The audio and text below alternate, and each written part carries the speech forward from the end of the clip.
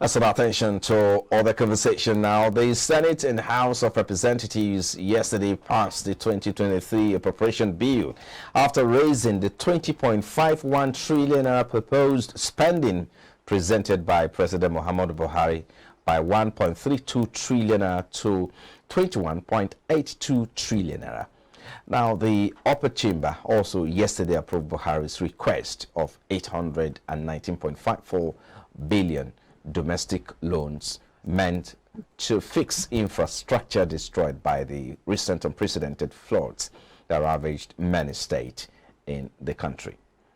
However, there was tension in the Red Chamber yesterday as senators disagreed over the president's request for the approval of 23.7 trillion naira ways and means advances. Now, the budget passage followed the consideration and approval of the report of both chambers and committees on appropriation. Out of the total sum, 967.48 billion naira was allocated to statutory transfer and 6.55 trillion naira for debt service, 8.32 trillion for recurrent expenditure, while the sum of 5.97 trillion was allocated to contribution to the development fund for capital expenditure for the year ending December 31, 2023. So let's look at the breakdown of the budget, indicating that the Ministry of Works and Housing got the highest capital vote of 398.2 billion naira, followed by Ministry of Defense by 285 billion naira. Agric and Rural Development got 248.3 billion naira. Now let's get talking now. Viola Kwaga, Senior Analyst at Budget Foundation, joins us now virtually. Thank you for your time. We appreciate you. Thank you for having me, Mr. Frank. Always a pleasure. Yeah, so just before we get into the budget, I need you to just quickly do an assessment of the economy in 2022 with regards to Buhari's fiscal policy and how he managed the economy in 2022. I mean, thank you so much for that question. It's very, very instructive to look at the context upon which this 2023 appropriation bill has been passed. And the president had tried, working with the National Assembly to ensure that there was always funding for capital expenditure, for recurrent, for overheads, but this came at a cost. The cost was a growing fiscal deficit. If you recall, and I'm sure a lot of Nigerians would recall, that the deficit as at 2022 was in the realm of 7 to 8 trillion. That has increased, looking at the 2023 figures to somewhere around 11 to 12 trillion. As you may have seen, the National Assembly increased the size of the appropriation bill by over 1 trillion naira. Now, this would have serious consequences for deficits. This would have serious consequences for debts. And as you are aware, the federal government has already, ballooned on its debt. Looking at the performance of the economy, looking at the, macroeconomic indicators, there was a lot of volatility in the exchange rates. Now, for us to have a broad view, we must remember that there are two primary tools that the government uses to stabilize the economy. You have the fiscal tools and you have the monetary tools. The monetary tools are the tools used by the central bank to ensure that there's price stability, that there's full employment, and that inflation is managed. Fiscal tools are those carried out or executed by the Ministry of Finance, the Accountant General's Office, National Planning, etc., to ensure that the federal government can raise revenue and spend accordingly through the budget and various tax acts. What we see, or what we have observed, is there seems to be, work done at cross purposes. You have a large, public sector bill being footed by the executive, and then you also have the monetary authorities trying to sort of restrict the entrance of finance into the economic sector by holding or by increasing the interest rate, making it more expensive to borrow. So this sort of sends mixed signals to the market. funding and finance is difficult to come by, but the government is flooding the market with a lot of funds. So, that is that's one aspect. There's sort of like a disconnect between fiscal and monetary policy. I would also mention that inflation has been on the steady increase. Information data presented by the National Bureau of Statistics puts urban inflation, if I'm not mistaken, at 22.08% and rural inflation at around 20%. This is very high. This is coming from 15% around January of this year, if I'm not mistaken, to more than 5 percentage points above that level. Now, this has disastrous consequences and implications for the prices of food and, for transportation and, the cost of living generally for a lot of people. In addition, before I round up, I'd like to mention that the National Bureau of Statistics had also hinted in research it had put out that 133 million Nigerians are now poor. That is extremely worrisome for a government that intended to really lift people out of poverty. Well, you mentioned a relationship between the monetary policy and the fiscal policy earlier. Some people will say, look, this too has had a bit of, they are not at par in 2022. Talk to us about how collaborative do you think the Monetary Policy Authority or and the fiscal authority have been working on the economy to put the economy on the path of sustainable growth in 2022? So exactly where did we get it wrong?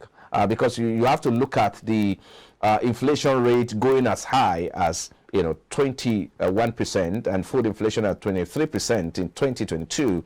The exchange rate has gone up as well, like you talked about earlier. And you also talk about, we also need to look at the interest rate as well, which has also been hiked to around more than 15% this year. So where does that leave us really when you look at how the fiscal authority and the monetary authority should be working together? It's an interesting question, primarily because you have two of the most critical aspects of any economy that are being managed by the executive, of course, with a once-in-a-while intervention by the National Assembly in the form of approvals and oversight. So the spending and the taxation by the fiscal authorities is meant to ensure that, there is spending based off of the directives of the present administration. So a directive could be in the form of improved security, it could be in the form of improved infrastructure, it could be in the form of improved health and education outcomes, water and sanitation. And these are government programs that are meant to ensure that the lives and livelihoods of Nigerians are protected, to ensure that they are safe to carry out their business, to ensure that the business environment is productive and will properly receive and enhance income that is going to be generated by small, medium enterprises, manufacturing industries, and what have you. The federal government is also meant to ensure that Nigeria is a safe destination for investment, to ensure that there are adequate inflows of foreign direct investment and foreign portfolio investment. Primarily, the federal government is to ensure that there is an appropriate set of infrastructure provided for urban and rural dwellers. So in case you decide to set up your business in any part of the country, you have adequate electricity, you have, safe and secure living quarters, and you have access to other forms of infrastructure like roads, sanitation and sewage disposal and what have you. On the other hand, you have the monetary authority that is meant to ensure that there is price stability. How does it do that? It does this by ensuring that there is full employment and that there's an adequate amount of finance being managed in the economy. The central bank does this by managing deposit money banks and being the bank to the federal government. So this implies a level of regulation, this implies a level of oversight, and at times it might imply a level of intervention. Now, one of the problems that we have observed that the monetary authorities have come into is in the provision of intervention funds. Now, the central bank governor, at one point had decided that perhaps the CBN should look into providing finance for agriculture, for businesses, and what have you. The problem with that, despite the fact that it was in billions of naira, there was no adequate oversight. We do not think the central bank is properly constituted to provide monitoring and evaluation of the funds that it has been releasing. Through the Bank of Industry, the Bank of Agriculture, hundreds of billions of naira has been given out. Now, this may serve as a distortion to the market, because if these finances do not find their ways to effective and efficient uses, then they will simply be frittered away. And it would mean that the economy, in some sense, would be swollen, in terms of finances, as opposed to it being used in other realms, that the executive may have better oversight, regulation, and supervision over, like the health, like the education, like the security. So there seems to be some sort of policy mismatch, between how the monetary authorities and fiscal authorities handle these things. And I'd like to mention, before I end, that the central bank is also meant to ensure that inflation is targeted. It's uncertain how the central bank effectively carries this out, because one way is to ensure that there's a reduction in the monetary supply. Of course, inflation means that there's too much money chasing too few goods. When the central bank is pumping money into the system through its interventions and reducing the interest rate, it sends out the cost of borrowing money. It sends out conflicting signals, to the economy. Okay. I think one of the issues that will top conversations in the coming days or weeks as we get into 2023 is how the fiscal authority can match or marry their policies with that of monetary authority in the coming days. But of course, we shift gears now, looking at the 2023 budget appropriation, of course, which was passed on Wednesday by the National Assembly. The news there is that the National Assembly has jacked up the budget or the proposed spending by 1.3 trillion naira. How does that come across to you, and what are the implications here? I mean, that comes across to me as very, very suspicious. Yeah. And my organization, the Budget Foundation, has numerous occasions, cried out on the problems associated with this increase in the budget envelope. Just to give us some kind of context, for the 2023 budget, as passed by the National Assembly, the monies allocated to statutory transfers have moved from 744 billion to 967.48 billion. The monies allocated for debt servicing have moved from 6.31 trillion to 6.55 trillion. Those allocated for recurrent expenditure have moved from 8.27 trillion to 8.32 trillion. That's right. And what was allocated to capex, moving from 5.35, it has moved to 5.97. Now, this means that the deficit will increase. The deficit is simply the difference between the monies expected as revenue and the monies that are to be spent on recurrent, on overheads, on capital expenditure. And it's important for Nigerians to understand that the difference between how much is being earned and how much is being spent will come from somewhere. Now, this means that the federal government will continue to borrow and continue to increase the size of this deficit. And, it's important that we also remind Nigerians that there is a subsisting legislation, the Fiscal Responsibility Act, that states that the federal government shall not borrow above 3.35 of the previous year's gross domestic product. Nigeria's gross domestic product was around 225, if I'm not mistaken, trillion naira. And with this new increase in the budget envelope, you have that 3.35 threshold being breached. With the appropriation bill brought by the president before it was considered by the National Assembly, it was around 4.7%, if I'm not mistaken, and now it's upwards of 5%. So you have an over 2 percentage points breach of a subsisting legislation that mandates the government not to borrow above a particular threshold. And the presidency, the executive, has continued to breach these regulations. So one is at a loss to really understand why this persists. You know, the argument has been made by the National Assembly. As a matter of fact, a supplementary appropriation bill was presented and assented to by the National Assembly, you know, ostensibly for the issue of infrastructure rebuilding in several states that are affected by the floods. But, you know, this is still going to increase the size of the budget envelope at the end of the day, and someone will bear the cost. Okay, speak to these issues. One, why do you suppose the budget deficit will continue to widen? I mean, that is one, because if you look at the government revenue drive, tax is one of it. I mean, in 2022 alone, the FRIS was talking about the fact that the government has generated more than before, over 3 billion. Just in about 3 months alone, he has been generating more. And so, how do you reconcile the fact that the government is generating and hitting its target in terms of revenue drive, but then again, the deficit has continued to widen? How do you marry that? Hello, can you hear me?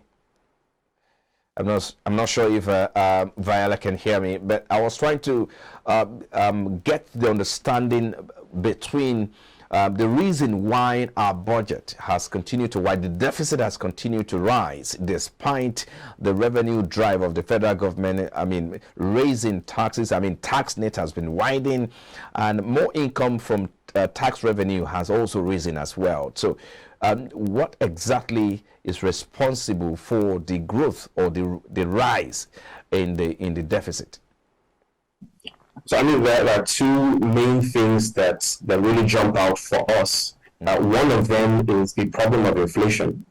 Now, when you have the value of your currency constantly being chipped away, you know, this is double digit growth, growth in inflation that we're experiencing right now.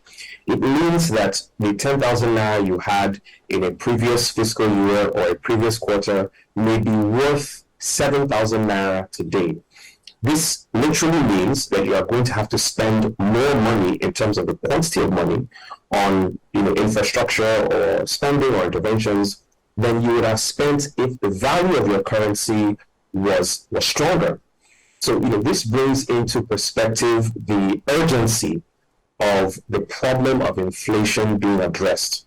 Now, why is inflation a problem? You know, there are several schools of thought. There's cost push inflation, demand pull inflation, and, you know, some even argue that there's a third form.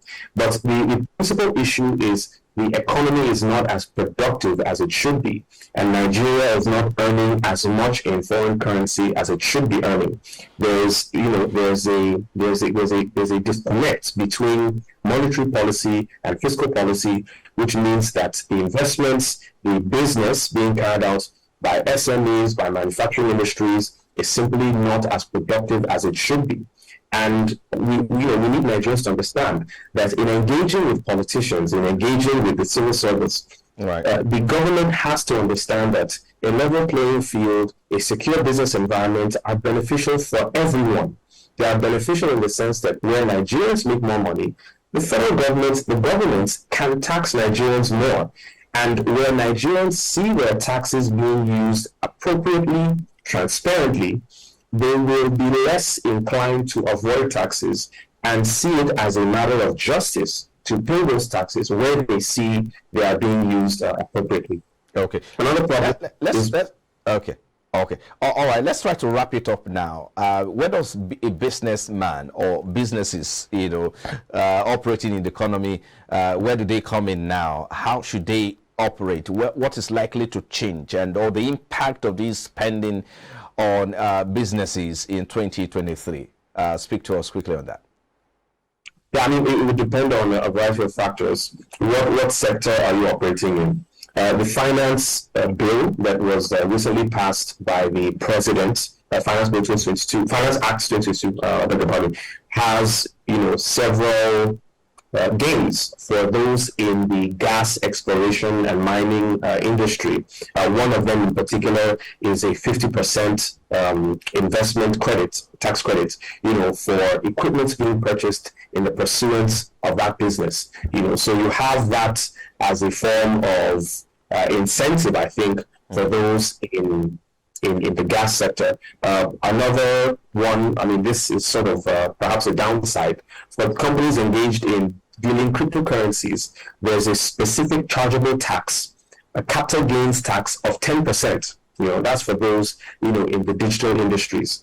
And, there's going to be an increase by 0.5%, an import duty, on all imports being brought in the country, by the federal government to fund it's the membership of certain international institutions and organizations. There's also going to be the introduction of an excise duty, for all services that are being managed and implemented and provided in Nigeria. So this is going to mean that a lot of us are going to be paying more tax. This is going to mean that the FIRS, as I see, it's going to be newly constituted to the Nigerian Revenue Service, may likely be more empowered. The Minister of Finance will be empowered to issue out guidance on the customs duties to be paid, customs tariffs to be paid, if I'm not mistaken. So this means that the business environment will be closely monitored much more in this coming fiscal year.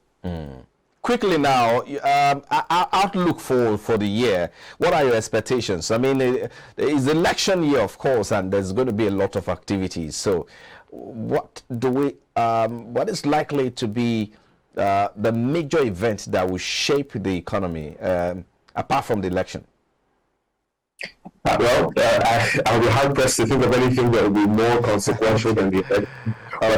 Maybe I should ask you this one: how is the election going to impact on the economy, activities, and all around activities in the economy? I mean, there's going to be a lot of spending, emergency spending by the federal government and by governments at all levels. We can see that the current budget has been, the budget cycle or the budget year has been extended by 90 days. The members of the National Assembly had, in their sessions, argued that while they see this as important, one of them, if I'm not mistaken, I think it was Ali Ndume from Borno, said that he's hard pressed to see how these spendings will be carried out efficiently and effectively when we only have 90 days. So I think it's going to be a chaotic 2023. I think the first 3 months will be very difficult, but Nigerians are hopeful that the government will be responsible enough to understand that its primary duty towards citizens needs to be adhered to. I think we should leave it there. Thank you so much, Viola Kwaga, Senior Analyst at Budget Foundation. We appreciate you on Business Breakfast. Thank you for having me, Frank. And Happy New Year to you in advance. And you too.